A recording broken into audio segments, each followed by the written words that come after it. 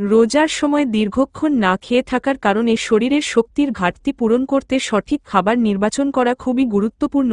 বিশেষজ্ঞদের মতে ইফতারে এমন খাবার খাওয়া উচিত যা দ্রুত শক্তি পুনরুদ্ধার করতে সহায়তা করে এবং শরীরকে সুস্থ রাখে। কিছু খাবার রয়েছে যা ইফতারে এড়িয়ে চলা উচিত, কারণ এগুলো শরীরের জন্য ক্ষতিকর হতে পারে। আসুন জেনে নেওয়া যাক ইফতারে কি খাবেন এবং কি খাবেন না। ইফতারে যা খাবেন: খেজুর। খেজুর প্রাকৃতিক চিনি, ফাইবার ও খনিজ সমৃদ্ধ। এটি দ্রুত শক্তি পুনরুদ্ধার করে এবং হজমে সাহায্য করে এবং শরীরের পানিশূন্যতা পূরণে সাহায্য করে। রাসূল সাল্লাল্লাহু আলাইহি ওয়াসাল্লাম ও খেজুর দিয়ে ইফতার শুরু করতেন। পানি ও শরবত। সারাদিন রোজা রাখার পর শরীরে পানিশূন্যতা হয়ে পানির অভাব দেখা দেয়, তাই ইফতারের শুরুতে পর্যাপ্ত পানি পান করুন। এছাড়া ডাবের পানি, ঘরে তৈরি ফ্রেশ জুস, লেবুর শরবত, তোকমা বা ইসবগুলের শরবত পান করতে পারেন। এগুলো শরীরের ইলেকট্রোলাইট ব্যালেন্স ঠিক রাখে। ফল ও ফলের জুস। তরমুজ, পেঁপে, কমলা, আপেল, কলা ইত্যাদি ফল খেলে শরীরে প্রয়োজনীয় ভিটামিন ও খনিজ পূরণ হয়, তবে প্যাকেটজাত জুস না খেয়ে তাজা ফলের রস পান করাই ভালো। শাকসবজি ও সালাদ। টমেটো, শসা, গাজর, লেটুস, ধনেপাতা ইত্যাদির সালাদ হজমশক্তি বাড়ায় এবং পুষ্টির ঘাটতি পূরণ করে। প্রোটিন সমৃদ্ধ খাবার। সিদ্ধ ডিম, গ্রিলড চিকেন, মাছ, ছোলা, মুগ ডাল শরীরকে শক্তিশালী রাখে এবং দীর্ঘ সময় পেট ভরা অনুভূতি দেয়। কম তেলে রান্না করা খাবার। রুটি, ওটস, স্যুপ বা ভাপে রান্না করা খাবার খেলে পেটের সমস্যা কম হয় এবং হজমে সহায়ক হয়। দই বা বাটার মিল্ক। দই বা বাটার মিল্ক হজমে সাহায্য করে এবং শরীরকে ঠান্ডা রাখে। এটি প্রোবায়োটিক সমৃদ্ধ, যা গ্যাস্ট্রিক সমস্যা কমাতে সাহায্য করে। ইফতারে যা খাবেন না। ভাজাপোড়া খাবার। বেগুনি, পেঁয়াজু, চপ, সমুচা ইত্যাদি অতিরিক্ত তেলে ভাজা খাবার হজমে সমস্যা সৃষ্টি করে এবং অ্যাসিডিটি বাড়ায়। অতিরিক্ত মিষ্টি খাবার।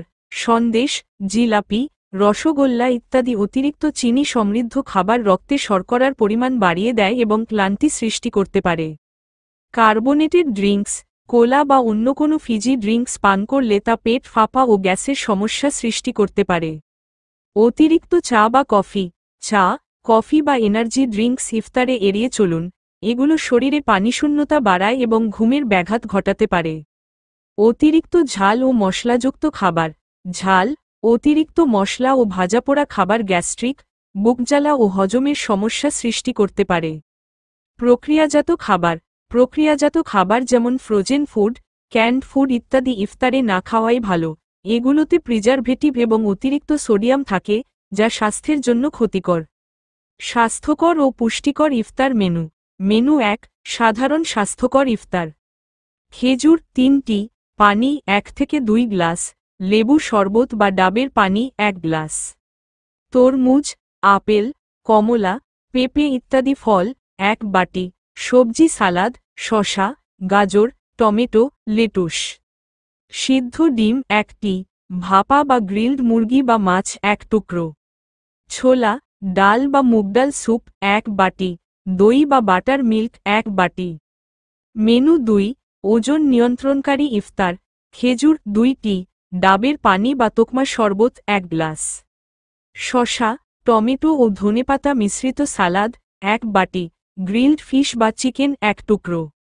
রুটি বা ওটস 1 টুকরো। সেদ্ধ ডিম 1টি, তরমুজ বা কমলা 1 বাটি। মেনু 3, ডায়াবেটিস রোগীদের জন্য। খেজুর 1টি, পানি বা ডাবের পানি 1 গ্লাস।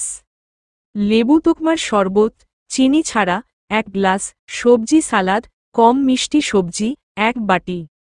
গ্রিলড ফিশ বা চিকেন 1 টুকরো। ডাল স্যুপ বা ছোলা 1 বাটি। দই বা টক দই 1 বাটি।